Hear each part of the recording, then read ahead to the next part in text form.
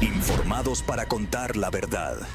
La mayor deuda de todos los niveles de gobierno es la seguridad.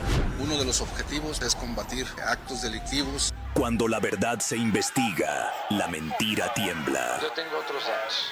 No les gusta la crítica, pero hay cosas que se tienen que decir. Que no es falso, pero se exagera. Es cuestionar, es pensar distinto. Cuando la política se mide ante la justicia. Así las cosas. Dice lo que otros quieren ocultar.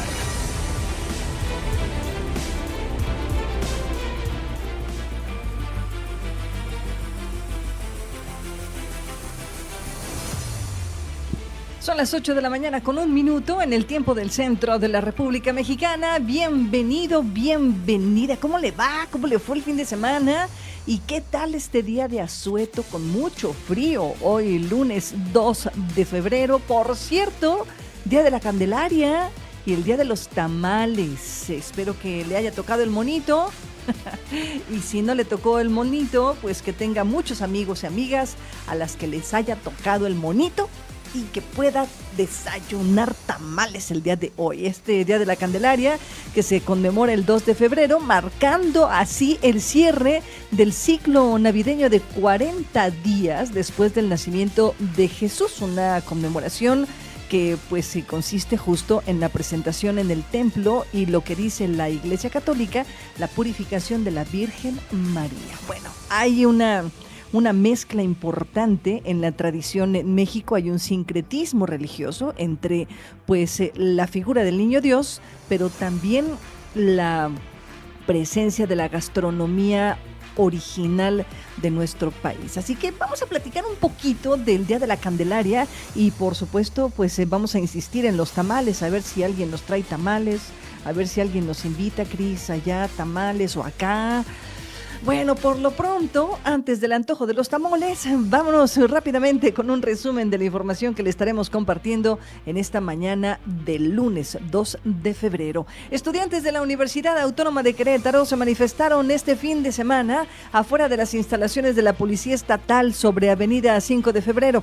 La intención de esta manifestación es exigir justicia por el compañero Khaled Marín, periodista en formación, periodista del semanario Tribuna, que fuera agredido por elementos de la Policía Estatal. Los estudiantes hicieron un llamado al alto a la brutalidad policíaca. Hay otro Querétaro y no es el que nos brindan en las redes sociales del gobierno del estado. Aquí en este estado se reprime a la gente, se reprime a los estudiantes, se reprimen a las obreras, a las campesinas. Ese es el verdadero Querétaro que vivimos.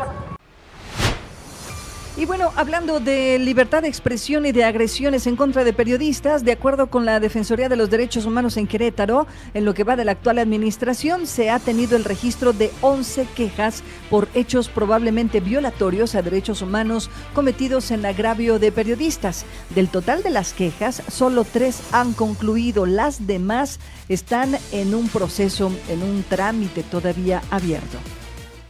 Pues propiamente a la libertad de expresión, este dato te lo podemos dar con mayor precisión en un rato más. Este año, bueno, evidentemente ninguno, y el año pasado creo que tuvimos un par, ¿no? Pero de todas maneras les pasamos el dato completo. Bueno, de esas ocasiones en que los funcionarios saben pero no saben, y así se la sacó Javier Rascado diciendo, al ratito les mandamos los datos, pero efectivamente sí. Los datos confirman que hay varios casos, varias quejas por hechos probablemente violatorios a los derechos humanos en agravio de periodistas. Esto es muy grave porque en México, pues desafortunadamente el periodismo se ha convertido en un tema peligroso, una profesión de alto riesgo, particularmente en nuestro país. Diputados, regidores y funcionarios públicos de Morena se reunieron en la Alameda Hidalgo el día de ayer domingo para hacer un llamado a la soberanía nacional a modo de respaldo a la postura de la presidenta Claudia Sheinbaum ante el nuevo contexto geopolítico marcado por las decisiones de Donald Trump, el presidente de los Estados Unidos. Esta fue una jornada nacional y Querétaro no se quedó atrás. que va a sobrevivir el Tratado de Libre Comercio entre Estados Unidos y Canadá. El 1 de julio vamos a mantener el inicio de las mesas trilaterales de conversación. Estamos en este momento en las mesas bilaterales, pero la parte más importante es mandar el mensaje de la presidencia. Vámonos con otras informaciones que tienen que ver justo con la participación ciudadana, y este fin de semana se confirmó esta convocatoria a la que han realizado instituciones, organizaciones como Cívica. El presidente de la Comisión de Incidencia Política de Cívica, esta organización gubernamental, dice que a lo largo de febrero se van a realizar mesas de trabajo con artesanos, comerciantes y sociedad civil para generar la propuesta en torno al comercio ambulante en el centro histórico. Y es que ellos están pidiendo que la secretaria de Participación Ciudadana, Betty Marmolejo, se sume junto con ellos y los artesanos para buscar una salida pacífica y justa para el tema de los artesanos en el centro histórico. La idea es que en febrero ya nos empecemos a sentar con todos los grupos, obviamente empezando con los grupos de artesanas y artesanos que comercializan sus productos. Bueno, pues este es un gran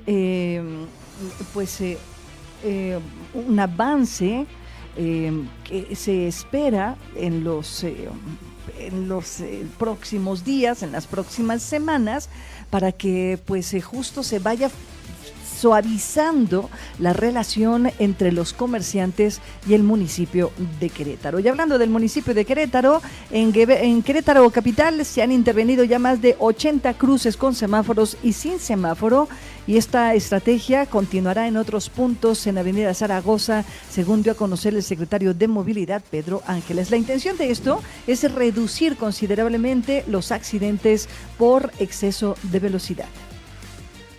Llegamos como al 80% más o menos, el que ya le dimos mantenimiento y colocación de señalética. Este año vamos a darle otros tantos, pero vamos a empezar a implementar los cruces seguros en el de Ezequiel Montes y Zaragoza. Y hablando de movilidad, también el día de ayer el secretario de Movilidad confirmó que apenas un 20% de los choques por alcance registrados en el 2025 utilizaron la estrategia promovida por el gobierno de Querétaro, que le han titulado pues si chocas, oríllate. Bueno, esto por supuesto de choques así como de besito, ¿no? O sea, de estos choques pequeñitos que llegan apenas a algunos rozones. La política municipal es, si eso sucede, pues orilla tu auto para que permitas que el flujo vehicular continúe. Dice que tan solo el 20% de estos choques han utilizado esta estrategia. En prolongación Bernardo Quintana, 600 vehículos al mes evitaron detenerse en el tráfico, generando un ahorro de 50 minutos en tiempo de traslado al día. En Avenida Constituyentes, 656 conductores al mes evitaron detenerse en el tráfico, generando un ahorro de 54 minutos en tiempo de traslado al día. Y en la información educativa, que por cierto el día de hoy nos da un respiro porque no hay tráfico, las escuelas tienen día de descanso, pues del 3, es decir, a partir de mañana y hasta el 13 de febrero, la Unidad de Servicios para la Educación Básica en el Estado de Querétaro llevará a cabo el proceso de preinscripción a preescolar, primaria y secundaria para el ciclo escolar 2026-2027. Así que es muy importante que nuestros papás y nuestras mamás nos ayuden para garantizar su espacio, por supuesto, pero sobre todo para generar, como aquí ha sucedido, una mejor planeación del servicio educativo que tengamos en septiembre, tener insumos para ello y dando buenas noticias a gente. En la información de carácter nacional, Adán Augusto se queda sin poder dentro del Senado. El legislador renunció a la coordinación de Morena para enfocarse, dice él, en tareas electorales. Se enfrenta, por supuesto, a señalamientos por su cercanía con Hernán Bermúdez, líder de la barredora. Adán Augusto tendrá que hacer frente a varias acusaciones y que especulan a propósito de su buen actuar como político y ser humano. Esta mañana de fin de semana, Adán Augusto López Hernández dejó la coordinación del grupo parlamentario de Morena en el Senado, con lo cual concluye también su poder como presidente de la Junta de Coordinación Política, y el poblano Ignacio Mier va a asumir estas posiciones. Sin embargo, le han preguntado a este hombre, Adán Augusto, si dejará Morena, y dice él: no, yo permanezco en el proyecto Morena y nunca les voy a fallar. Escuchemos. No, en ningún momento yo he planteado la posibilidad de solicitar licencia como senador de la República. Lo reitero, soy un soldado más de la Cuarta Transformación y por ende pues estaré haciendo trabajo legislativo los días que corresponde estar, pero voy a hacer también trabajo territorial que requiere de todo nuestro esfuerzo, nuestra entrega, nuestro compromiso, y yo a este movimiento no le voy a fallar nunca. Siempre he estado ahí cuando se me ha requerido y lo seguiré haciendo. ¡Ey! ¿Qué tal, ¿Qué tal con Adán Augusto? Y me recordó a cierto personaje con la manera en cómo se conduce, ¿verdad? Bueno, vámonos al corte, son las 8 de la mañana con 11 minutos en el tiempo del centro de la República Mexicana. Regresando del corte, como todos los lunes, el doctor Abdiel Hernández, que ya se encuentra aquí en cabina. Vamos a platicar hoy sobre estas declaraciones de la presidenta Claudia Sheinbaum a propósito de los envíos humanitarios a Cuba, y lo que dicen algunos es una fuerte presión de los Estados Unidos para que México le cierre la llave a Cuba. México, uno de los pocos aliados que le queda a este país de Sudamérica. Vamos al corte, regresamos.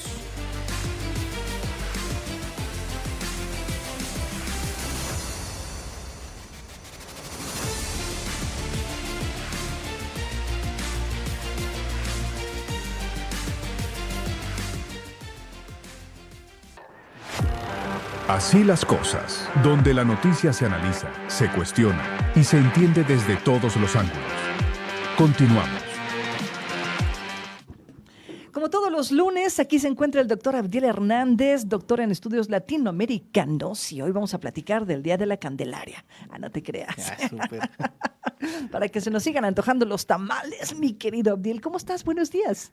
Bien, bien, contento de estar aquí contigo. Y fíjate que mi radar de tamales venía buscando y no encontré a nadie en el camino.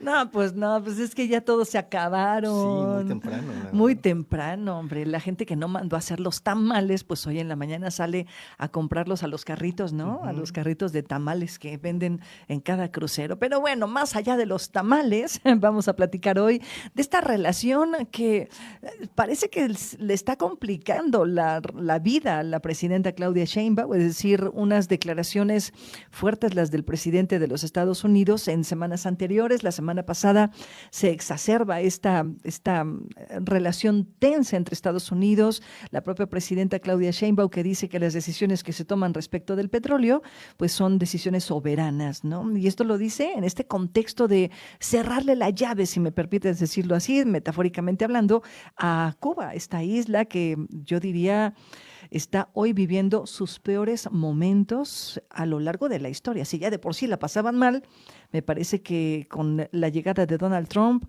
la están pasando todavía peor.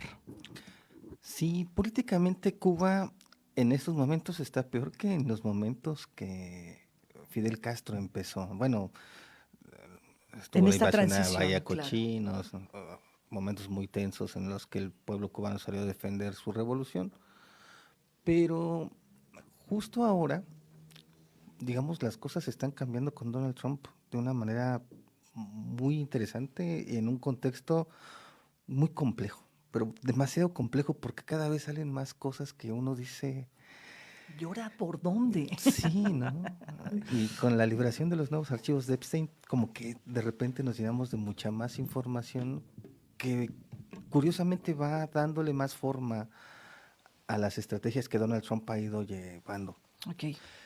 Y en el caso del petróleo con Cuba, hay que ver abajo siempre, yo digo, ¿no? Uh-huh, y cuando digo abajo no es abajo de la alfombra, sino qué hay adentro de Cuba, en su interior de la tierra. Y descubrimos que en Cuba, bueno, nosotros no descubrimos, sino analizando, hay níquel y cobalto. La novena reserva de níquel a nivel mundial y la quinta reserva de cobalto a nivel mundial. Wow. Que comparadas con los primeros lugares no podría parecer tan significativa. Sin embargo, cuando ya uno empieza a desdoblar esta información, se da cuenta que la posesión de todo el ciclo de conversión que tienen estos, vamos a llamarles, como dice el Departamento de Energía de Estados Unidos, recursos estratégicos críticos, pues sí es importante. Y más porque tendremos que verlo en el contexto geográfico en el que está Cuba. Es la puerta prácticamente hacia la Florida, es decir, hacia Estados Unidos, y conecta con todas las islas de las Antillas hasta Venezuela, del que ya hemos hablado acá, con las mayores reservas de petróleo del mundo. O sea, digamos que estoy adelantándome un poco, pero digamos que en esta mirada muy rápida, una mirada a vuelo de pájaro, pareciera que están construyendo un corredor marítimo de recursos. Sí, justo le diste a mi tesis de doctorado. Eso fue mi tesis en el doctorado. No, hombre, aquí te titulamos. Muchas gracias. Ya. Pero esto es muy importante porque no solamente es Cuba, sino todo es un arco insular que de alguna manera conecta al Canal de Panamá, que es muy importante para Estados Unidos por su comercio intracostas, y que pues controla uno de los choque points más importantes del mundo a partir de lo que son los pasos de tránsito de comercio internacional, la península de Yucatán, misma faja petrolífera del Orinoco, el paso del Barlovento, y Estados Unidos ha tenido históricamente ahí desde principios del siglo XX una base militar que es la de Guantánamo, que curiosamente es hacia donde está repatriando a los cubanos que están dentro de Estados Unidos, que llegaron con el parole o que llegaron con otras leyes, pero lo están sacando y lo están llevando a Cuba, no necesariamente a la Cuba, digamos, de Díaz-Canel, sino a la de Guantánamo, ¿no? A la Cuba estadounidense. Y esto es muy importante porque estas reservas de níquel y de cobalto pues son importantes para la nueva revolución digital. Almacenamiento de energía, es decir, las pilas de los autos, las baterías, aleaciones de níquel cobalto también para hacer almacenamiento y otros insumos necesarios, por ejemplo, para la creación de centros de datos. Y esto es muy importante ahorita a nivel mundial porque estos dos recursos se vuelven ahora sí estratégicos. Y quien tiene el control de eso es China. Entonces, bueno, ya va teniendo uno ahí más relación. Si México le sigue enviando petróleo a Cuba, está fortaleciendo ese aparato minero en Cuba que favorece a China. Entonces hay que ir cortando, ¿no?, desde la óptica estadounidense, todos los insumos que puedan permitir que Cuba siga desarrollando una industria que es importante en este caso para Cuba, para Cuba y China. Y por ahí, en esta orden ejecutiva de las cuales nos está acostumbrado Donald Trump, a una, digamos, un acto de interés nacional, ¿no? A todo ya es interés nacional y seguridad nacional, porque así evita muchos trámites burocráticos dentro de su gobierno. Y pues resulta ser que en ese contexto está México, que históricamente no solamente es este gobierno de Morena el que ha mandado petróleo a la isla, sino que bueno, eso ya es una tradición de cooperación internacional de nuestro país hacia el gobierno cubano. Pero no solamente es eso, sino que en estos momentos hay, digamos, un repunte del petróleo como un elemento importante a nivel mundial. Se había dicho que no, que ya estábamos dejando el petróleo, transitando otras fuentes de energía. Sin embargo, eso va a ser muy complicado porque hasta el día de hoy no se ha encontrado otra fuente con ese poder calorífero, con todos los derivados que existen del petróleo, y porque en, digamos, un contexto como el que estamos ahorita, de ¿cuántos habíamos dicho? Más de 50 guerras simultáneas a nivel mundial, pues el petróleo es necesario para los portaaviones, para los aviones mismos, para los vehículos, para poder transportar los sistemas misilísticos, etcétera, ¿no? Entonces el petróleo se vuelve fundamental. Y México también está reconvirtiendo su deuda de Pemex. Hay que acordar que México tiene 2 nuevas refinerías con este nuevo gobierno y que resultaron estratégicas en el mediano tiempo, en el mediano plazo. Déjame hacer un corte, mi querido Abdiel. Tengo que hacer una pequeña pausa. Son las 8 de la mañana con 24. Ya, qué rápido. La vida no vale nada. 8:24. Vamos al corte y regresamos para seguir hablando sobre esto que se va pintando más interesante. Entonces, todo se trata de China. Sí, por eso está en sus documentos estratégicos de seguridad nacional. Oye, como aquí en México ya estamos acostumbrando a hacer documento de seguridad nacional las grandes obras, por cierto, y todo tiene que ver con un tema de transparencia. Aquí no China, pero sí la transparencia. Nos vamos al corte y regresamos. No le cambie, usted está en la frecuencia correcta. Esto es W Radio.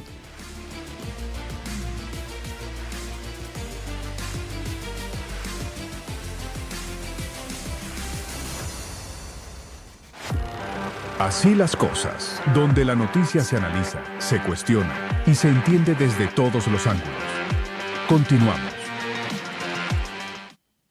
Son las 8 de la mañana ya con 30 minutos. Estamos hablando sobre este envío o esta relación que yo decía, relación tensa entre el gobierno de México, Estados Unidos y Cuba, que sería como el hijo de padres divorciados, ¿no?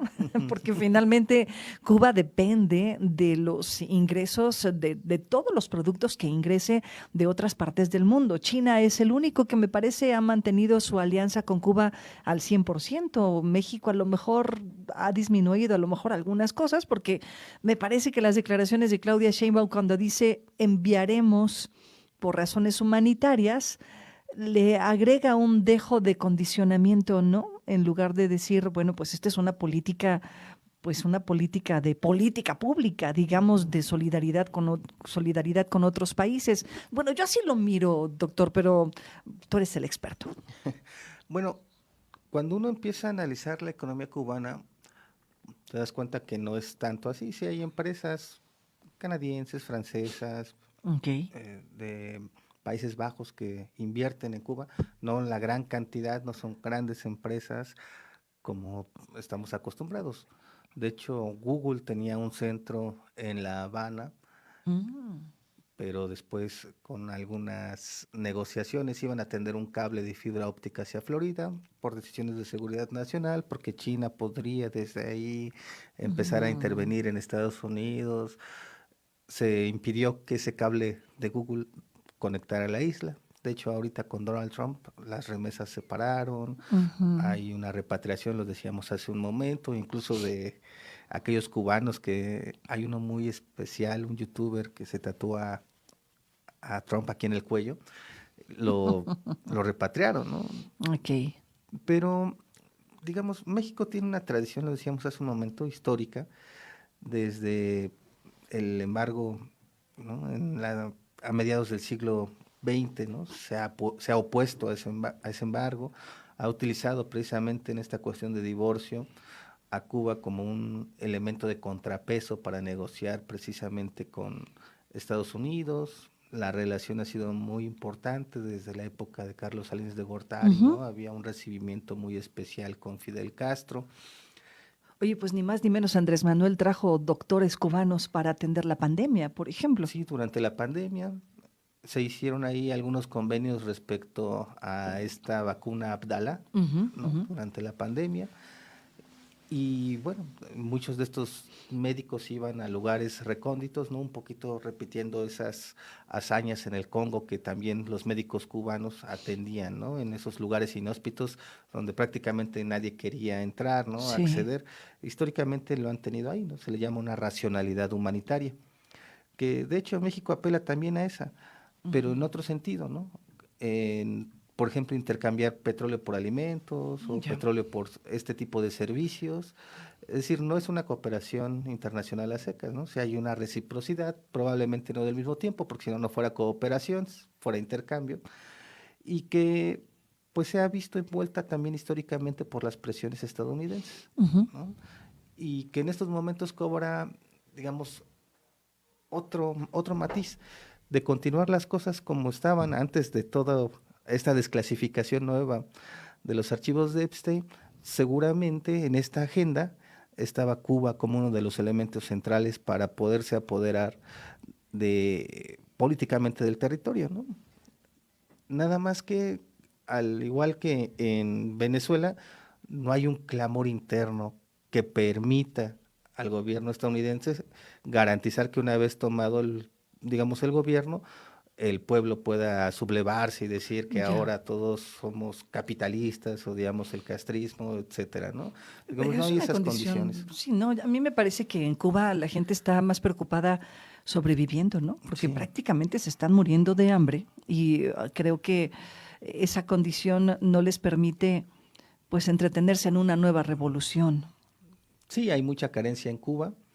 Es un bloqueo que ha sido inhumano desde, pues ya tienen casi 70 años de bloqueo, y que pues estas condiciones pues han estado de alguna manera, por ejemplo, de levantar el veto, bloqueadas precisamente por el Consejo de Seguridad en la ONU, específicamente por Estados Unidos, China, Rusia, Nicaragua, en su momento Venezuela con esta ALBA, la Alianza Bolivariana para las Américas, eran quienes suministraban en su momento de medicinas, alimentos, petróleo a la isla. Cuando se muere Hugo Chávez, las cosas cambian. Con el bloqueo a Venezuela también las cosas cambian. De repente China empezó a invertir sobre todo en la cuestión de movilidad, estas guaguas que conocemos como los Crobús o los metrobuses, pues son chinos, ¿no? ¿No? Allá en Cuba, ¿no? Hay una anécdota en la que cuando llegan estas guaguas nuevas, los cubanos no cabían porque estaban diseñados para chinos. Otro fenotipo, sí. y pues China se ha dedicado a invertir ahí en términos de lo que es una infraestructura digital. De hecho, estas marcas conocidas, ST y Huawei, son quienes de alguna manera han revolucionado el acceso de Internet a la isla. Ya, ¿no? entiendo. Eso es muy importante decirlo, porque China también a partir de Cuba está fortaleciendo lo que es su ruta digital de la seda, o las rutas digitales que tiene.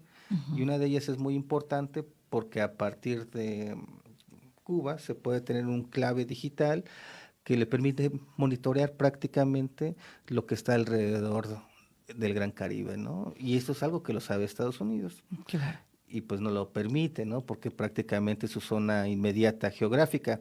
A mí no me gusta decir patio trasero porque pues eso nos denosta, ¿no? También como países, pero sí una zona inmediata estratégica para Estados Unidos, donde no solamente son recursos críticos, sino que también es una cuestión política, también es una cuestión comercial, y ahora pues le añadimos una cuestión de datos, ¿no? Por eso decía, hay que desdoblarlo. No es solamente una cuestión ideológica donde el socialismo o el marxismo siga o no vivo, ¿no? Porque eso también se pone en cuestionamiento. De nueva cuenta, como dices tú, lo importante es la mirada hacia adentro. Y como lo dijimos hace ratito, pues dos cosas que yo miro, esto que decías que es tu tesis de doctorado, este canal, esta ruta marítima de negocios que garantice pues el expansionismo comercial de los Estados Unidos, porque entonces, como bien lo dices, doctor, pues no es un tema ideológico. Detrás de la ideología está el interés comercial, está esta intención de dominar al mundo, lo voy a decir como Pinky Cerebro, dominarán el mundo a partir de dominar un mundo digital o el mundo de los datos, ¿no? Que me parece que por ahí va el asunto. Sí, cada determinado tiempo hay una revolución industrial y no hay una revolución industrial que esté disasociada de una revolución energética. Claro. Para que tengamos todo esto de Internet de las cosas, inteligencia artificial, machine learning, etcétera, se necesita la energía que lo haga funcionar. Y no estamos hablando de 500 watts, no estamos hablando de millones de terawatts a nivel mundial. De hecho, cuando uno empiece a revisar los nuevos posts de Elon Musk en su red social X, él va a estar diciendo algo acerca de la apuesta sobre la energía solar, ¿no? Y va a poner el ejemplo de China, de nueva cuenta, como ese parangón a seguir o a superar para ellos, ¿no? Claro. Es decir, a la energía ya existente se suma otra, digamos, oferta de recursos, ¿no? Lo solar, lo eólico, lo mareomotriz, lo nuclear se queda en suspenso porque todavía sigue siendo una potencia nuclear Rusia. ¿No? Y bueno, el tema precisamente de civil, la dualidad, ¿no? Lo civil-militar, que es muy importante, quién lo controla, ¿no? Quién tiene esas centrifugadoras, etcétera. Y bueno, en estos momentos nos damos cuenta que no solamente es la energía, sino que hay otro tipo de recursos, las tierras raras que están muy de moda en los análisis, los minerales críticos estratégicos, y el petróleo sigue siendo uno de ellos, ¿no? El gas natural, el carbón mineral, ¿no? De hecho se habla del carbón limpio, ¿no? Por eso no hay energía limpia, eso hay que decirlo. Pero sí es muy importante ver a Cuba precisamente como esa puerta de entrada y salida hacia Estados Unidos, en el caso de que se concrete todo un corredor antillano desde Estados Unidos hasta Sudamérica vía el Gran Caribe. Por eso es tan importante para ellos. Y Cuba es esencial precisamente pues para evitar dar más vuelta, para tener, digamos, un espacio más seguro en caso de huracanes, para almacenar Ahí llegas los recursos. y almacenas, claro. Ay, qué perversos. Yo sigo pensando que Donald Trump, lo voy a decir en términos religiosos, es como el Judas Iscariote en la Iglesia Católica. Lo están utilizando, toda proporción guardada, por supuesto, pero pareciera que Donald Trump, y este es mi análisis muy somero, pero que la figura de Donald Trump lo están utilizando como el gran sacrificio global, y detrás de él hay otros personajes mucho más poderosos que ni siquiera nos imaginamos, mi querido Abdiel. O sea, no tenemos ni idea de quiénes son esos fulanos o fulanas que están moviendo al mundo y están utilizando títeres como a Donald Trump. Sí, aquí hay que estar muy pendientes, porque la moralidad no solamente estadounidense, sino la moralidad mundial, en estos momentos está en jaque. Y si no nos acercamos, analizamos, podemos ser muy susceptibles a caer en una tendencia ideológica que puede ser peligrosa para la humanidad, ¿no? Por supuesto. Es un momento sobre todo de acercarnos a medios creíbles como este, en donde pues, hay un análisis crítico, ¿no? Donde no hay una tendencia en específico a seguir, porque como lo dices, el mundo ahorita está muy peligroso, ¿no? Sí, desafortunadamente el mundo y lo que nos muestra el mundo nos está poniendo en jaque y en mucha confusión, creo yo. Hay mucha confusión alrededor de todo lo que sucede. Ya en esta época de posverdad no sabemos qué es la verdad, cuál es la realidad, y ahí es en donde podemos caer en la tentación de cantearnos, si me permites decirlo así, por una verdad o por otra, cuando en realidad la verdad es una, aunque no la encontremos todavía. Mi querido doctor, esta es tu casa como siempre. Muchas gracias. Muchísimas gracias. Vámonos al corte, son las 8 de la mañana con 42 minutos y regresamos con más información. Hoy lunes, no le cambie, lunes de asueto, lunes de tamales, pero no le hace nosotros lunes de información.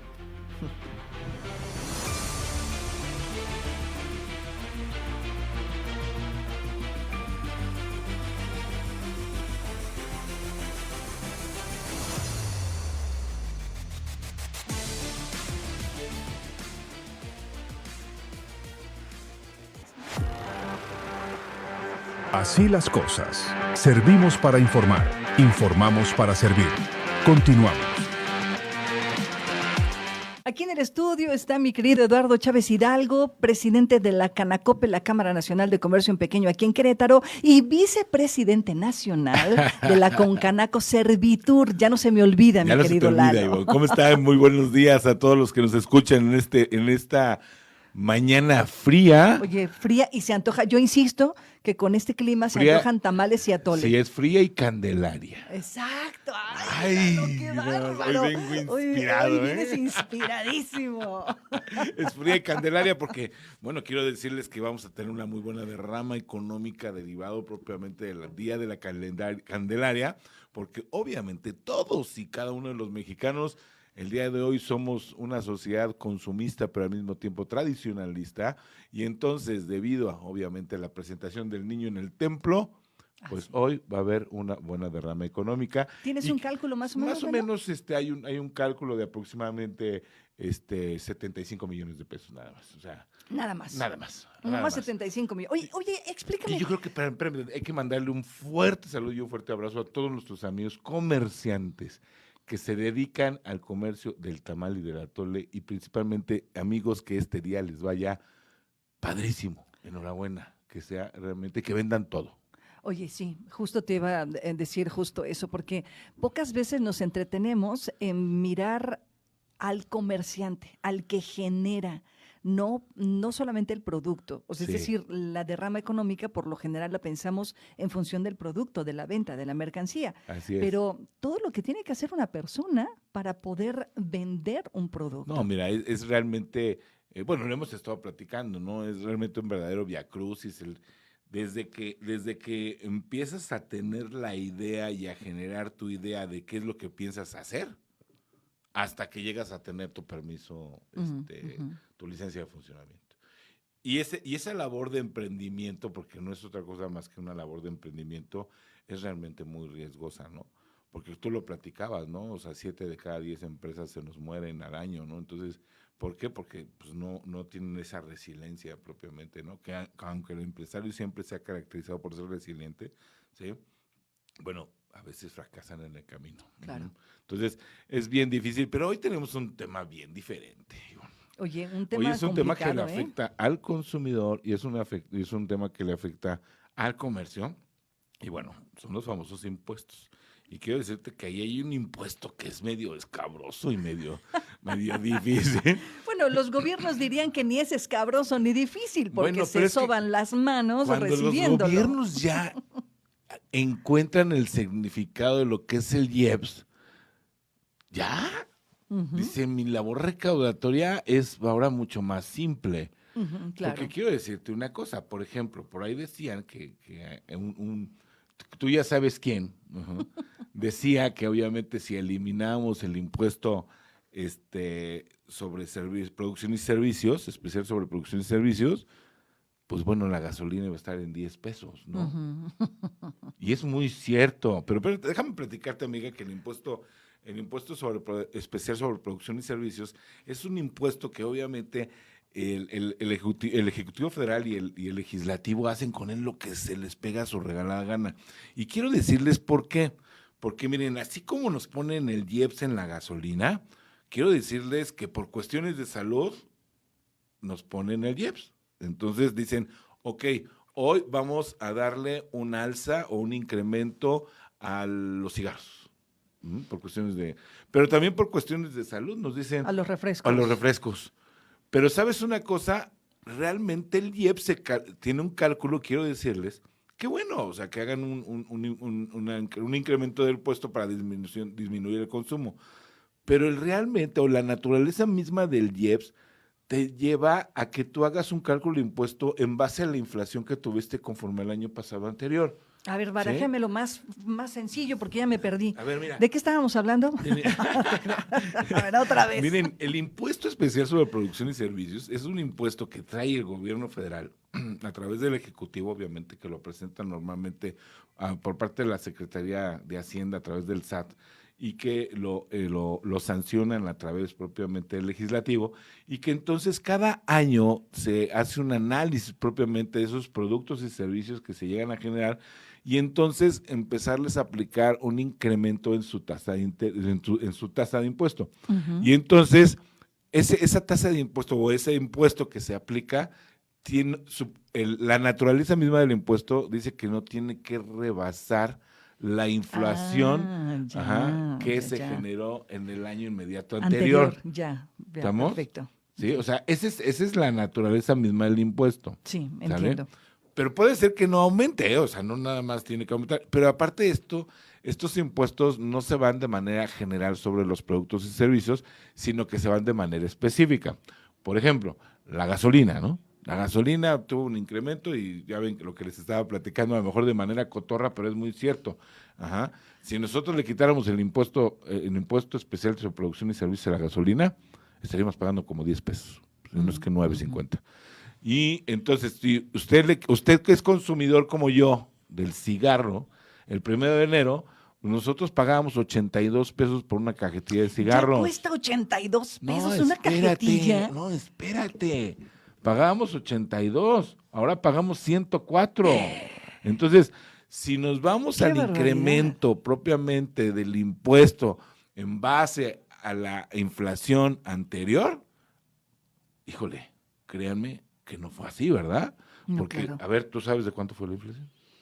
Fueron de... Ay, no me acuerdo. 3.6. Era justo lo que te iba a Fue decir. 3.6 la inflación. Sí. Entonces, si yo me voy a 84 y obviamente multiplico por un 3.6, pues no me va a salir, ¿verdad? No, claro. Porque tuvimos en el incremento del cigarro 25 pesos, 25 pesos. Y entonces, pero ¿cuál es la idea del gobierno? La idea del gobierno es decir, bueno, la idea que nos venden, ¿sí? La idea que nos venden es, a ver, te voy a aplicar el IEPS, porque me preocupa tu salud, porque yo quiero verte, Eduardo, quiero verte tranquilo, quiero verte relajado, quiero verte bien, y entonces, entre más te aplique al impuesto, pues más incremento los cigarros y voy a tener que inhibir la conducta que tú llegas a tener de comprar cigarros. A ver, pero ahí vamos a detenernos. Una cosa es la preocupación en materia de salud y otra cosa lo que el individuo, como individuo, decide, porque tú me estás diciendo, me costaba 84, pero ahorita me dices, me está costando 100 y tantos. Y lo sigo eso comprando. significa, exacto, lo sigues comprando. Sí. Y esto entonces deriva en un conflicto mucho mayor que tiene que ver con lo voy a decir así, con el tráfico o con la venta ilegal de ciertos productos. Esto te trae es que te trae otras cosas. Mira, Ivonne, ahí te va. Espérame, Lalo. Vamos a hacer un corte. Órale, va. Voy a hacer un corte comercial, son las 8:56, es que nos agarramos aquí en la charla y me parece que sí es bien importante hablar sobre esto, de qué sirve el impuesto especial sobre productos y servicios, el famoso IEPS, de qué le sirve a la economía mexicana, si le sirve a la economía de los mexicanos y mexicanas o si le sirve a la economía del gobierno como tal. Vamos al corte y regresamos. País por un tamalito.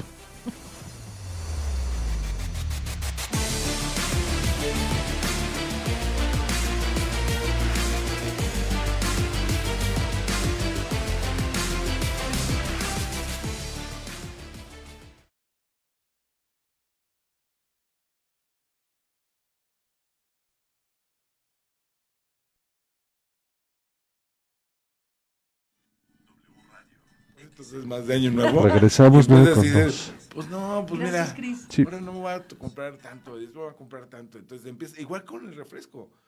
Pero llega un momento en que, esa es una cuestión ya muy personal, ¿no? O sea, lo ajustas a tu presupuesto. Claro, lo metes dentro de tus planes lo metes dentro de tu gasto de despensa. Primero dices, ay, sí, la salud. No, pero después dices, ay, sí, mi presupuesto. Claro. Pero ya después, Te ya se vuelve acomodas. parte de tu canasta básica, ¿eh? Oye, ¿cuántos años tienes fumando? No, yo Lalo? tengo desde los 15 años, amiga. ¿En serio? Sí.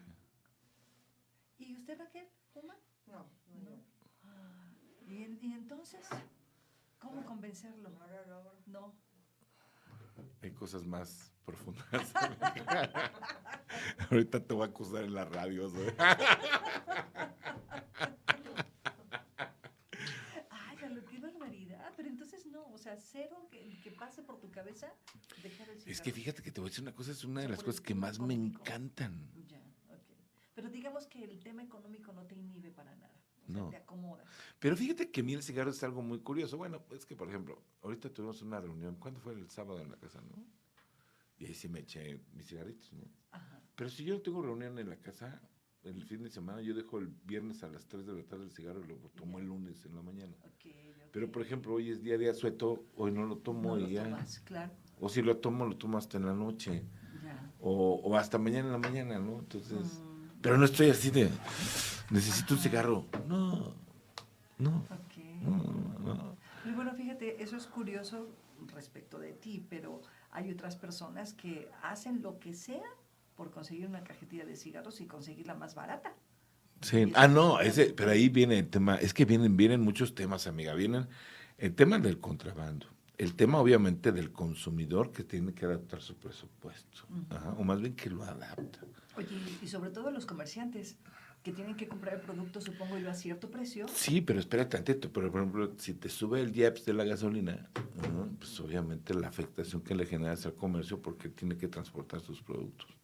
Y entonces él tiene que, en consecuencia, tiene que incrementar el costo de sus productos porque obviamente ya le incrementaste el transporte, ¿verdad? Claro, entonces es una cadena no productiva, sino que es un vicio, es un círculo vicioso el que se genera, ¿no? Entonces, pero en serio, el IEPS, hasta que le encuentran la forma, dice, no, pues mejor me lo quedo. Porque es una forma recaudatoria impresionante que por sí misma sobre el mismo consumo se va, sí, claro, ¿sí? Y que obviamente que lo vas a llegar a tener, y es muchísimo, ¿sí? Y entonces no te vas a esperar, y ahí es donde sí aplica, que sean los ricos los que paguen los impuestos, porque el pobre no te paga el mismo impuesto del rico cuando es consumo, porque a lo mejor el pobre no tiene la condición para tener un carro, ¿sí? Porque a lo mejor el pobre, pues no te adquiere refresco como el rico todos los días, ¿no? Claro, a lo mejor nada más te lo adquiere el fin de semana, ¿no? Para la comida. Bueno, quién sabe, ¿no? Porque también está el albañil, ¿no? El albañil que muy pobre, pero ese se chuta una caguama todos los días, ¿no? Sí, y también pues el IEPS va hacia el alcohol, ¿no? Entonces, y va hacia el refresco, y vas y ves a los albañiles en el Oxxo y comprando, híjole, qué impresionante cantidad de refrescos. Pero ¿por qué? Pero ellos ya lo adecuaron a su presupuesto. Ellos ya lo hicieron, ya lo haces parte de. Entonces, qué padre, pues sí, ya me incrementaste en ¿qué? Fue 125% el salario mínimo.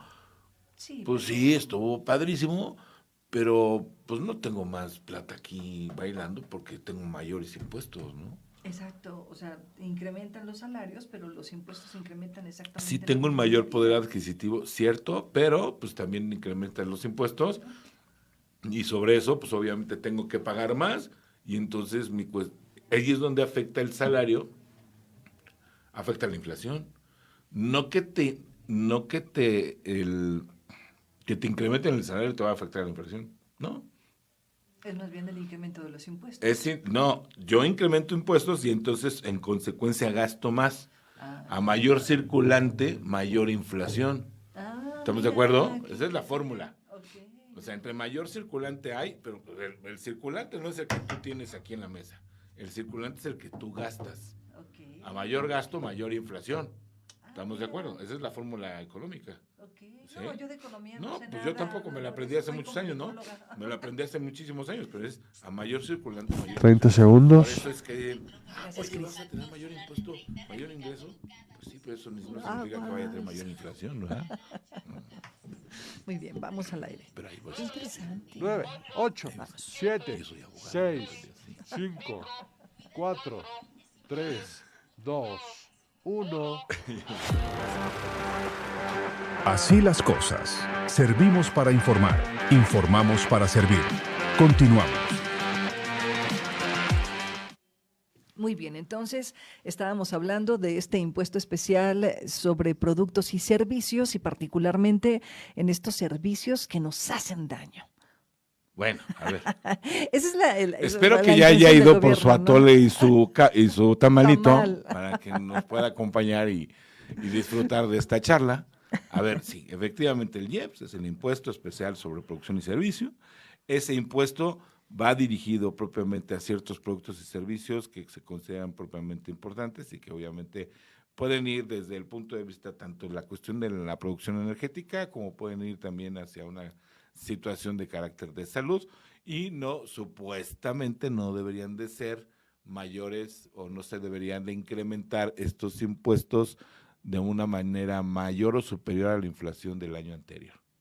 Pero déjeme decirle una cosa, eso no es cierto.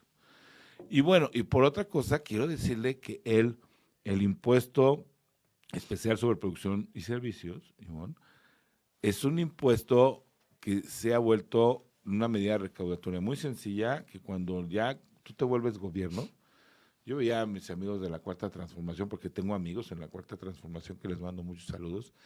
Cuando tengo mis amigos de la Cuarta Transformación y se dan cuenta de lo que es el IEPS, dicen, wow. Claro. ¿Por qué? Porque dicen que es una forma de recaudación mucho más sencilla y que obviamente nunca vas a dejar de pagarla porque va a ir derivada sobre producción y sobre servicios. Claro. Nunca vas a dejar de pagar el impuesto que estás pagando en gasolinas, por ejemplo. Claro. Por eso no la bajan. Exacto. Porque obviamente esa labor recaudatoria es muy importante. Pero ¿sabía usted que, por ejemplo, ese famoso IEPS a nosotros nos afecta a los comerciantes de una manera muy importante? Y fíjense, ahí le va. Si aumenta la gasolina, si tenemos un aumento en la gasolina, aumenta el IEPS. Entonces, por lo tanto, a mí como comerciante se me va a dificultar todavía más, voy a gastar más en ir por su producto o por su servicio que yo le voy a estar poniendo en la esquina de su casa. Y entonces me voy a tener que ver en la imperiosa necesidad de incrementar mi costo, y entonces, como voy a tener que incrementar mi costo, a lo mejor mi oferta disminuye. Claro. Y por lo tanto mi venta, ¿sí? Y obviamente, ¿por qué? Porque voy a empezar a afectar en el bolsillo del consumidor. Claro. ¿Sí? Y obviamente el consumidor ya no me va a consumir. Pero ¿qué es lo que pasa? O sea, también cuando se hacen este tipo de incrementos de impuestos sobre ciertos productos, como el caso que veníamos platicando del salario, del salario del cigarro, pues sí, incrementa por cuestiones de salud al cigarro y al refresco. Pero miren, lo que yo platicaba ahorita con Ivonne, pues bueno, yo sí me empieza a inhibir un poco el consumo del cigarro los primeros meses, ¿no? No, hombre, yo creo que la primera semana, ya la segunda semana ya estás bien acostumbrado. Ya te acostumbras, pero ya lo haces parte de tu presupuesto. Claro. O sea, y es igual el refresco. O sea, ¿cuántas familias hoy en día consumen refresco todos los días a la hora que consumen sus alimentos? Pues hay muchísimas familias, ¿no?, que prefieren consumir el refresco. Pero a lo mejor les inhibe, como te digo, una semana, ¿no? Pero a lo mejor pues ya después lo haces parte de tu presupuesto. ¿Por qué? Porque si te incrementaron en 120% de tu salario mínimo, pues bueno, ya lo vas a hacer parte. Que quiero decirles otra cosa. El hecho que también tengamos este impuesto que incrementado con base a la inflación, o más, o superior a la inflación, hace que tu salario, que si bien es cierto, fue incrementado en un 120%, ¿sí?, te genere también inflación. ¿Por qué? Porque si tú, bien es cierto, tienes un poder adquisitivo, ahorita con un 120% más, pero tienes un impuesto y te elevaron tus productos, entonces tu dinero, tu circulante, lo que nosotros ahora gastamos va a ser mucho mayor. Y entonces a mayor circulante, o sea, mayor gasto, hay mayor inflación. Y entonces esto nos da como consecuencia pues que bueno, tengamos una mayor inflación y que obviamente el llegar a esos productos y servicios sea más difícil. Pero hay otro lado de la moneda, porque parece que tiene 4, ¿sí? Cuando aplicamos un impuesto, y es algo que no se llega a ver, un impuesto como, bueno, me refiero, y estamos hablando del IEPS, por ejemplo, a los cigarros, que ahorita fue de 82 hasta 104 pesos, ¿no?, el consumo. Pero usted sabía que esa actividad del incremento al impuesto del IEPS también puede generar que pueda haber actividades del crimen organizado involucradas a ello. Es algo bien importante. ¿Por qué? Claro. Porque viene el contrabando, ¿no? Por supuesto. Y entonces veíamos en el periódico El País, que estaban estableciendo que obviamente sobre este incremento, pues se da un contrabando exorbitante, ¿no? Claro, porque de cada 10 cajetillas de cigarros, estábamos hablando que 3 son del crimen organizado, o sea, son derivados del contrabando. Y entonces se empiezan a penetrar esas conductas ilícitas en nuestro país, y entonces ya que penetran, pues para sacarlas cuesta muchísimo trabajo, ¿no? Entonces tenemos que implementar operativos, pero entonces, híjole, quiero decirle que si yo bien es cierto, soy un fumador que me gusta mucho, a mí sí me preocupa que el día de mañana me vendan una cajetilla de cigarros adulterada, claro, o que sea derivada del crimen organizado. Entonces, esas son las diferentes caras de la moneda que nosotros debemos de ver cuando hay un incremento al IEPS.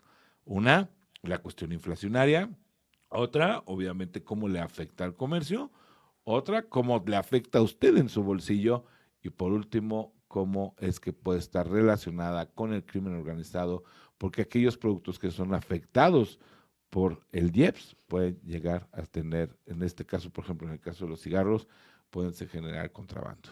Bueno, el tema es súper amplio y tiene muchas aristas, como bien lo dices, mi querido Lalo. El tiempo se me está terminando, pero yo quiero agradecerte que, como todos los lunes, hoy, a pesar de Día de Tamales, estés aquí puntual. Aquí estamos puestos, puestos y bien prendidos, porque a mí me encantan estos temas, la verdad, y venir. Y quiero decirle que Canacope siempre va a estar presente con ustedes, siempre van a estar apoyándole. Y aunque sea Día de Asueto, aquí está Canacope, van a estar las oficinas cerradas el día de hoy, sí, porque también nos merecemos un descansito y tenemos que celebrar la Constitución, pero aquí estamos, porque es bien importante Canacope estar presente. Así que venga, afíliese, ¿sí? Participe y haga negocios con Canacope Querétaro. Mi querido Eduardo Chávez Hidalgo, muchísimas gracias. Esta es tu casa. No, hombre, gracias. Y no se le olvide, un tamalito. Ay, qué rico. Bueno, vámonos al corte y regresamos con antojo de tamal. Voy y vengo. Gracias.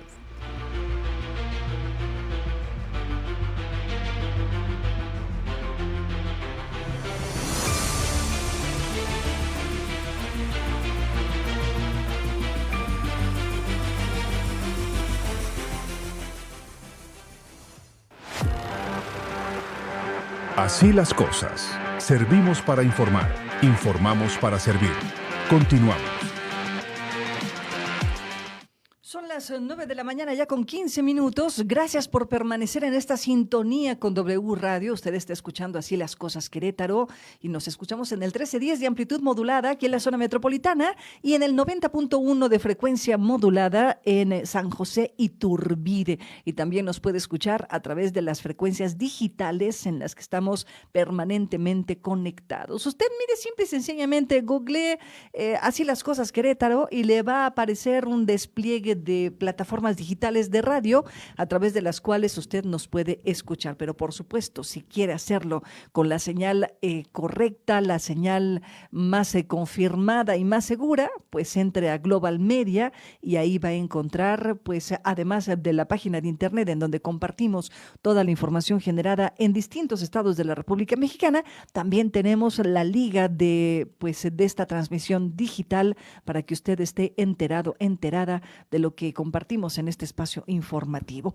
Este fin de semana hubo manifestación. Estudiantes de la Universidad Autónoma de Querétaro salieron a las calles, se manifestaron afuera del famosísimo Rino, esta estructura de la Policía Estatal de la Secretaría de Seguridad Ciudadana para exigir justicia a nombre de Caleb Marín, este reportero de Tribuna Querétaro, del Tribuna de la Universidad Autónoma de Querétaro, que fuera agredido por policías estatales y obligado a borrar documentos videográficos sobre una detención arbitraria que la policía estaba llevando a cabo en ese momento. A este chico lo agredieron, lo golpearon, lo presionaron, lo ahorcaron, lo llevaron frente a la autoridad acusándolo de desobediencia civil por haber grabado en la vía pública. El juez desacreditó ello. Sin embargo, llegó una sanción para Caleb Marín y los estudiantes se manifestaron el día de ayer exigiendo justicia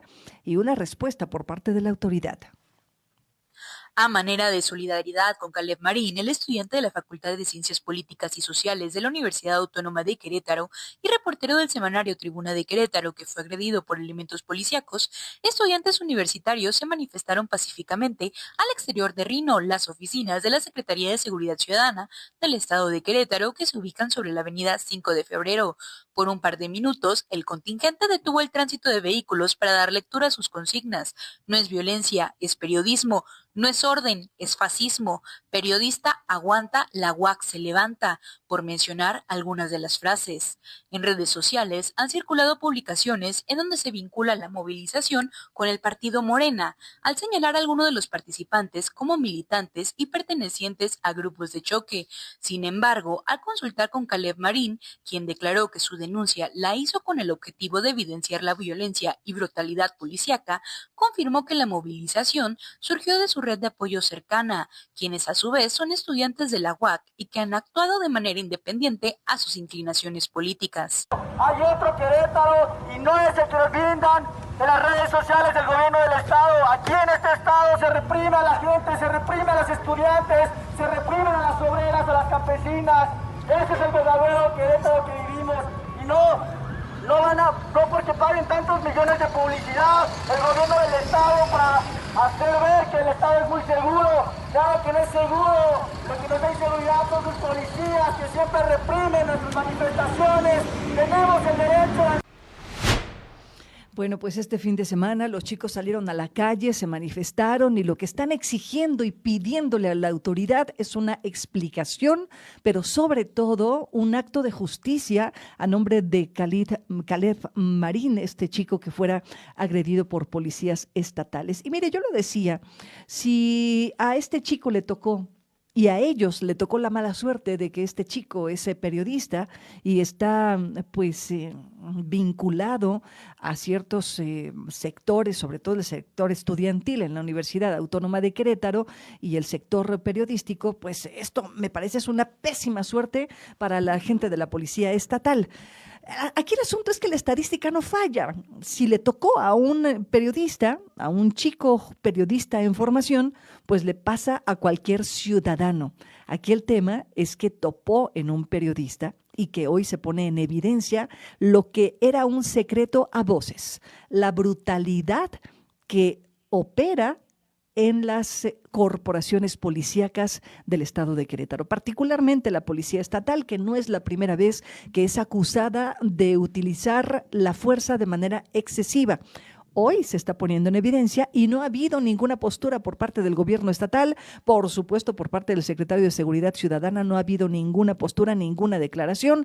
La Defensoría de los Derechos Humanos ya salió a declarar que ya se está trabajando una queja por oficio que se levantó a propósito de esta agresión que, insiste, Caleb Marín fue víctima por parte de los policías estatales. Pero insisto, este tipo de actos son un secreto a voces que hoy se toparon con una condición y una característica pues particular de Caleta, que él es periodista y tiene herramientas y apoyo de los medios de comunicación y de la propia Universidad Autónoma de Querétaro para poner en evidencia lo que han calificado como una brutalidad policíaca.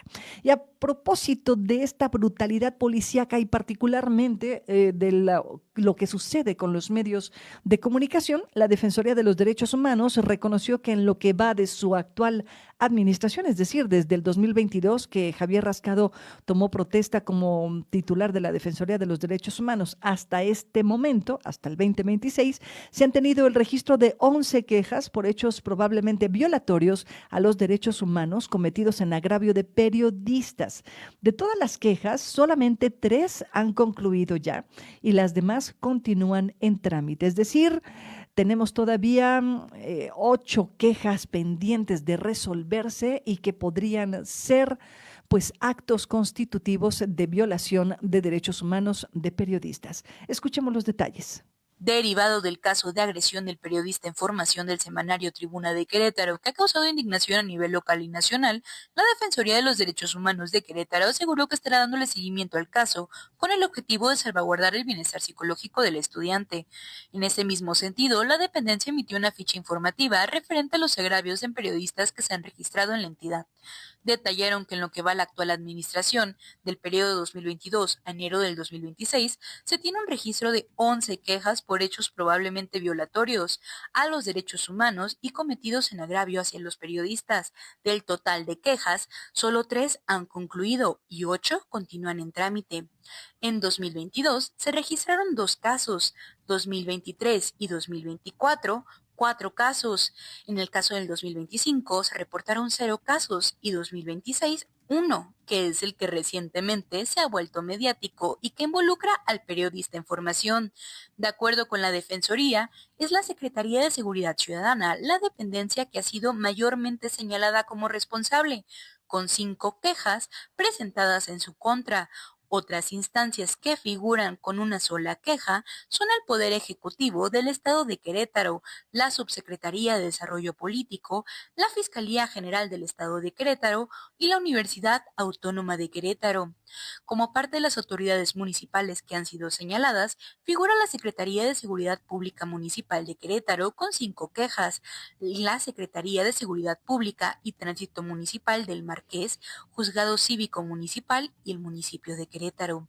Los principales derechos humanos probablemente afectados corresponden a la libertad de expresión, legalidad y seguridad jurídica e integridad personal, mientras que los hechos violatorios corresponden a una misión de las partes de las autoridades en favor de brindar apoyo y protección a los periodistas en el ejercicio de su función y también con amenazas, intimidación y hostigamiento para inhibir su actividad periodística. Pues propiamente a la libertad de expresión este dato te lo podemos dar con mayor precisión en un rato más. Este año, bueno, evidentemente ninguno, y el año pasado creo que tuvimos un par, ¿no? Pero...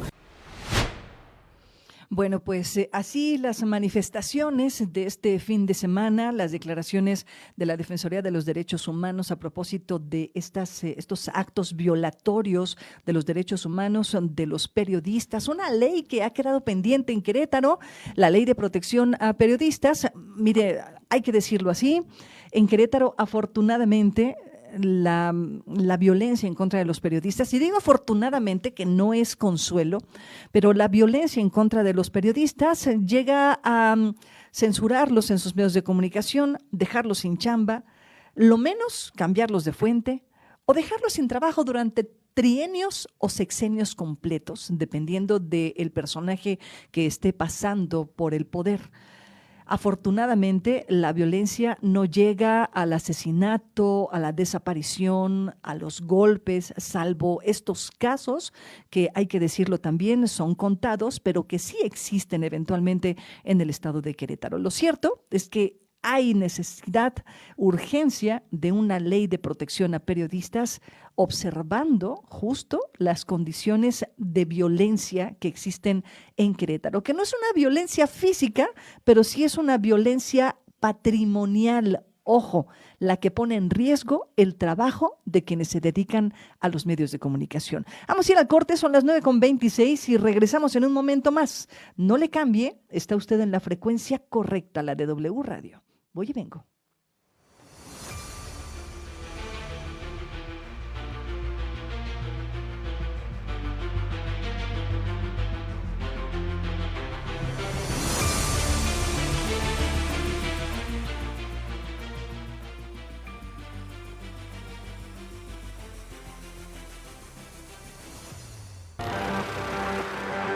Todas las voces están en Así las Cosas.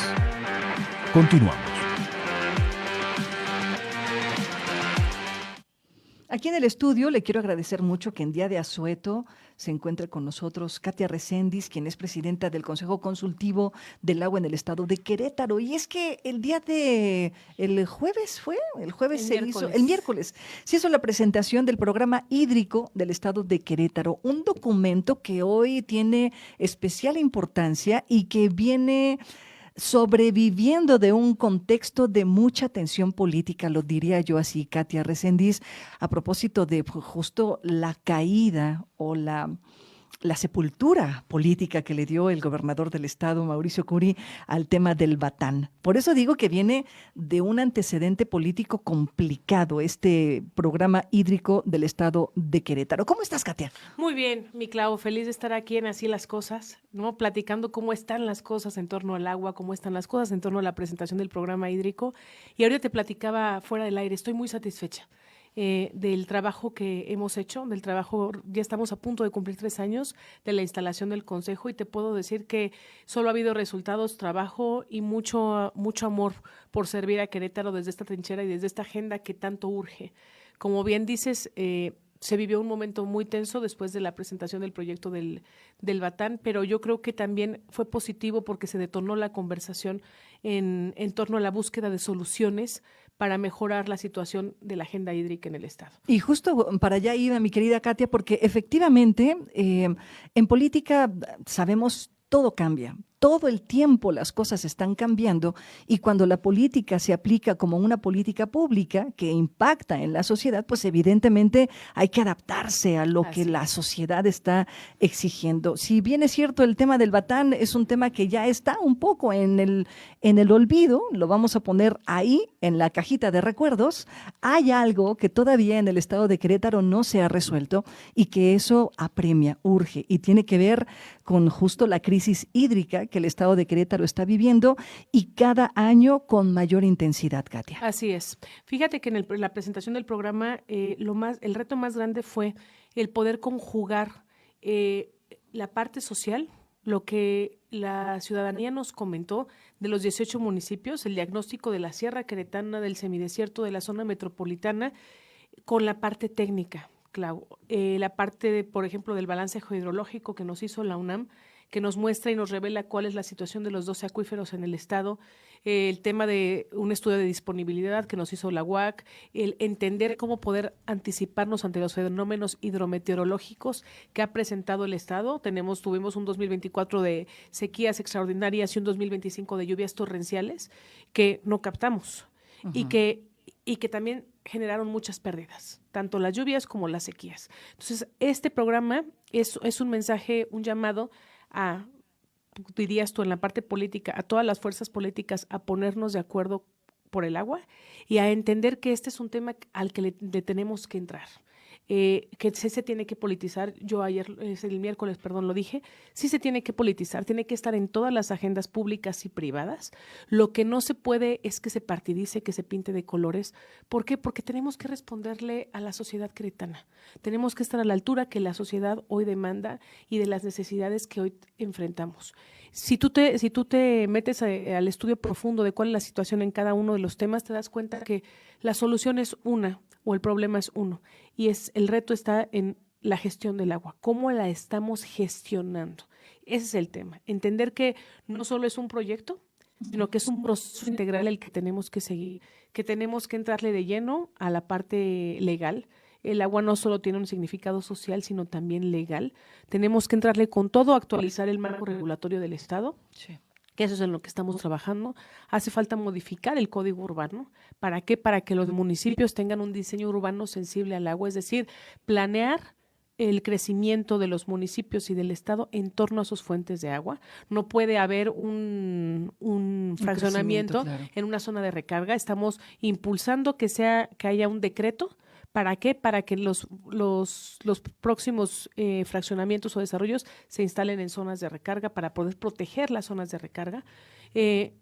También ya te comenté la parte jurídica, esa es la parte del impacto hidrológico cero, de que poder que todas las nuevas empresas, los nuevos desarrollos, toda edificación que se construya en Querétaro pueda irrumpir lo menos posible el ciclo natural del agua. Entonces, ¿qué te puedo decir? Es una visión integral, una hoja de ruta que siente el precedente de cómo se tiene que ir gestionando el agua y que aquí no hay de que a mí no me toca o no es mi tema. Todos le tenemos que entrar de lleno a solucionar una crisis que nos está afectando absolutamente a todos. Oye, Katia, tú decías, tenemos 12 acuíferos en el estado de Querétaro. De estos 12 acuíferos estamos hablando también de cuencas, ¿es correcto? Así es. Y estas cuencas y los acuíferos están conectados también con otras cuencas y con otros acuíferos que vienen de otros estados de la República Mexicana.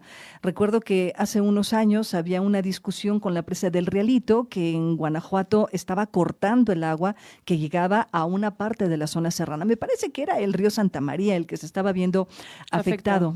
Entonces, me parece que este plan hídrico, creo que, como bien lo dices tú, tiene una visión integral en el estado de Querétaro, pero ¿qué pasa con la gestión en otros estados de la República Mexicana? ¿Hasta allá llega la posibilidad? Sí, claro. Como bien lo dices, las cuencas no tienen el agua no tiene límites ni fronteras geográficos, ni fronteras administrativas. Claro. Todo está intercomunicado y la idea es esa. Ahorita el reto es implementarlo e irnos focalizados a atender cada uno de los retos que marca y prioridades que marca el programa hídrico. Habrá que sentarse con otras administraciones, habrá que sentarse con diferentes grupos para que ellos vean toda la realidad. Por ejemplo, lo que platicamos como ejemplo el miércoles de cómo el Valle de Amialco es elemental para la recarga del acuífero de la zona metropolitana. Claro. Cómo lo tenemos que cuidar, cómo lo tenemos que proteger. Entonces, teniendo clara esta información, los alcaldes,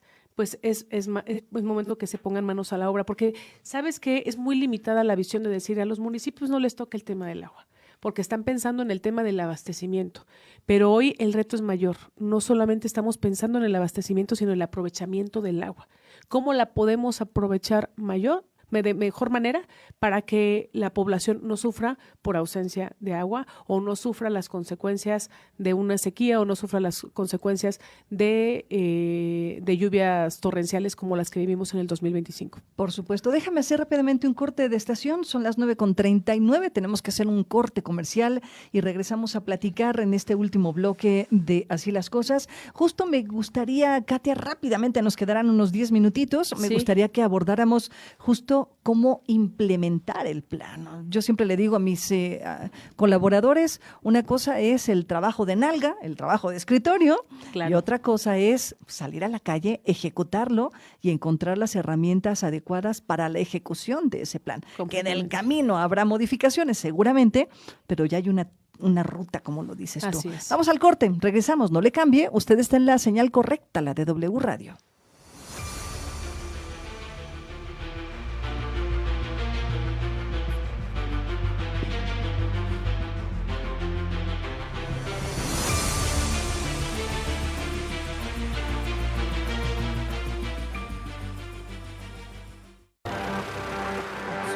Todas las voces están en Así las Cosas. Continuamos. Bueno, el plan ya está escrito, ya hay un documento, una ruta clara, o al menos eso pretende ser claro para ejecutarse. Pero ahora, ¿qué sigue? Ya el proyecto ahí está, el producto ya está. Así es. Mira, primero lo vamos a cerrar. Falta cerrar lo que hicimos, ahorita te decía, en un tema tan técnico, un tema tan amplio, nunca es suficiente, Clau. Entonces nos dimos cuenta que a pesar de todo el esfuerzo que hicimos, que fue un año completo, queríamos todavía robustecerlo con las últimas críticas, las últimas propuestas, el último sentir por parte de la población. Entonces, ahorita el documento sigue en consulta. Vamos a hacer aproximadamente 3 foros más para poderlo cerrar antes de que se publique en la sombra de Arteaga se pueda empezar a implementar. Sin embargo, como el tiempo es oro, vamos a ir como consejo impulsando acciones que se pueden hacer de manera simultánea en lo que cerramos el programa. Evidentemente estas acciones implican un golpe presupuestal, Katia. Hoy los presupuestos ya arrancaron.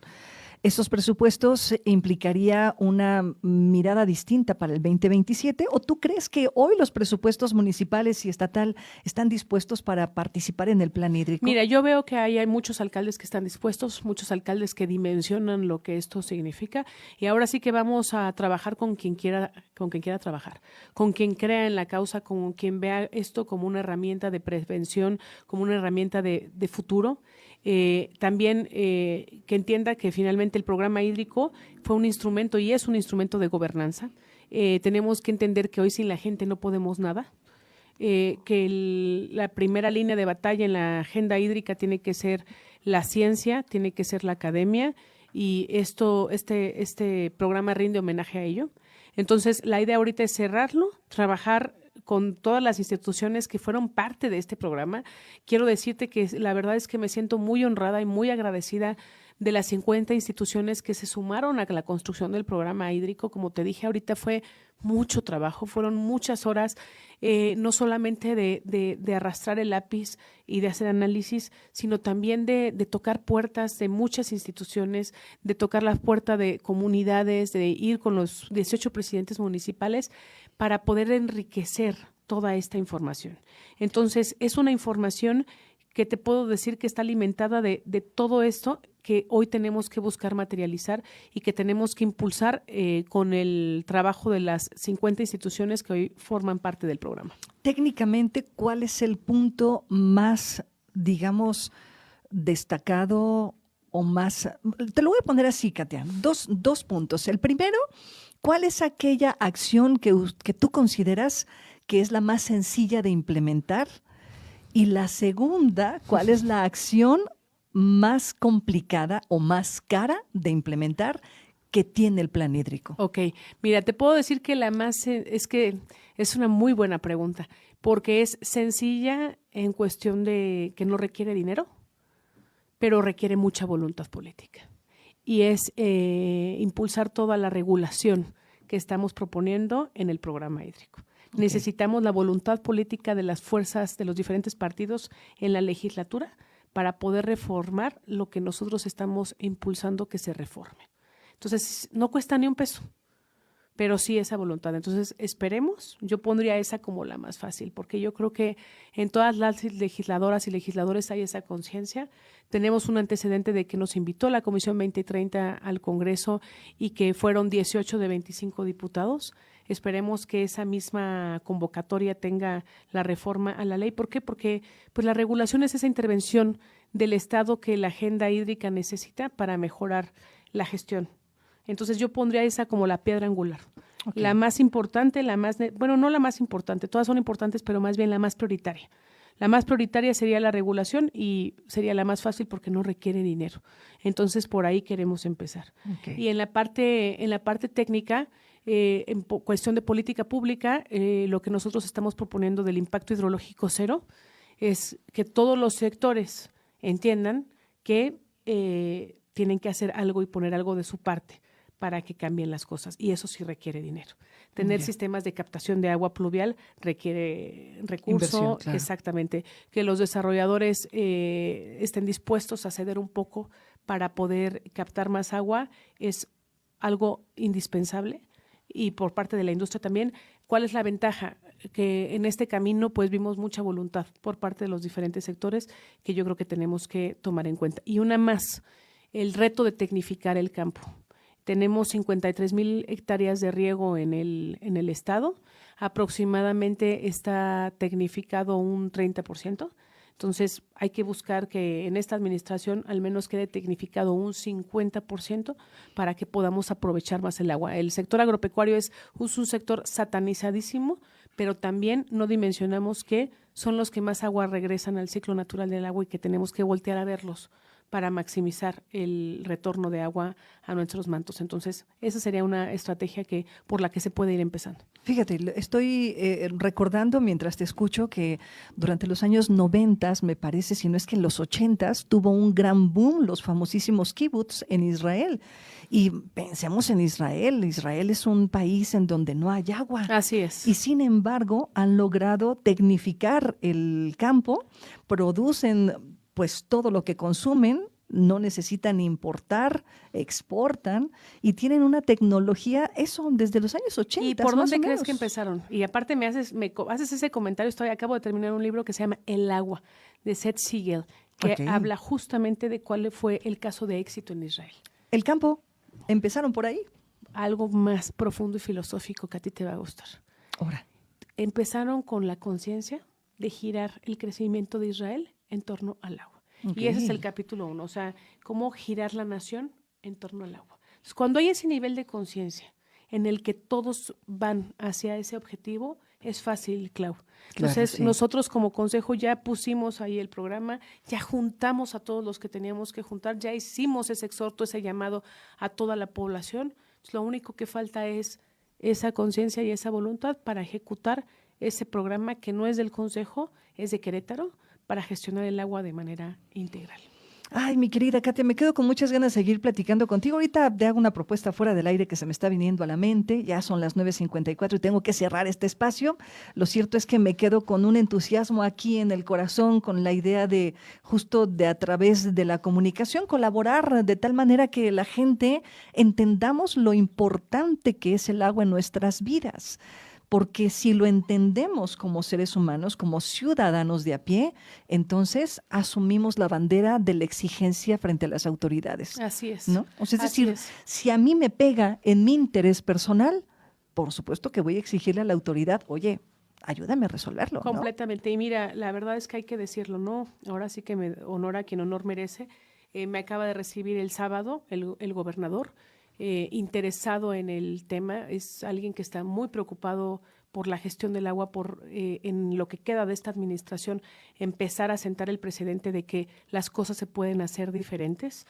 Recibió el programa para analizarlo y sobre todo pues para manifestar ese apoyo con todo el Consejo Consultivo, equipo de expertos en la materia, rectores de universidades, representantes de la sociedad civil, para que él poner ese apoyo para que se materialice todas las estrategias que está impulsando el programa hídrico. Entonces, yo creo que esa es una buena noticia, que podemos nosotros hoy, como dices tú, sentir esperanza de que las cosas puedan empezar a cambiar. Efectivamente. Katia Reséndiz, presidenta de este Consejo Consultivo del Agua, esta es tu casa, mi querida Katia. Ay, muchísimas gracias, mi Clau. Te voy a tomar la palabra, ¿eh? Por supuesto, por supuesto. Nosotros ya nos vamos, le agradecemos mucho que haya permanecido con nosotros en sintonía y nos escuchamos el día de mañana, martes 3 de febrero. Hoy échese un tamal, un atole y pásela rico y calientito en su casa. Mi nombre es Claudia Ivonne Hernández Torres, porque también tengo madre. Cristian García en controles y producción. Gracias, nos escuchamos mañana.